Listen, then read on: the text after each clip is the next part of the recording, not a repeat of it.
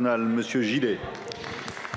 Oui, merci Monsieur le Président, Monsieur le Ministre, chers collègues. J'ai vu ces derniers jours sur les réseaux sociaux la vidéo d'un youtubeur qui filme des trafiquants à Nîmes, dans ma circonscription, qui trafiquent à ciel ouvert, bloquent des rues, installent des checkpoints, sont armés, pourrissent la vie des honnêtes gens. Pour beaucoup, ils sont mineurs.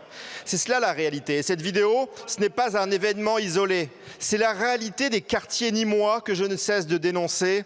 Et c'est la même chose d'ailleurs dans de nombreuses villes en France. À chaque ministre de l'Intérieur, le même discours. Vous allez voir ce que vous allez voir, on va mettre des moyens.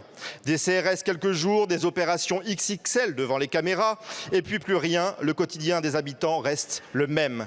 Alors déjà qu'avec la droite et le centre, c'est mou, imaginez ce que ce serait avec la gauche au pouvoir. Avec vous, chers collègues, ce n'est plus du laxisme, c'est de l'incitation. Il n'y a qu'à voir la plupart des villes que vous gérez. Il n'y a qu'à écouter les raisonnements que j'entends souvent en commission des lois. Il n'y a qu'à voir les lois que vous proposez, la suppression de la BAC, le désarmement de la police, la dépénalisation des drogues, l'abolition du délit d'apologie du terrorisme, et j'en passe.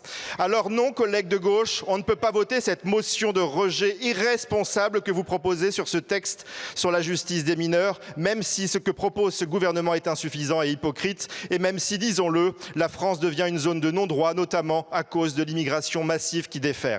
Et d'ailleurs, à quand un référendum sur l'immigration? Le gouvernement et le président de la République ne semblent pas avoir fait le lien entre immigration massive et insécurité. Pourtant, moins d'immigration, c'est aussi moins d'insécurité. C'est manifeste, il suffit de suivre l'actualité.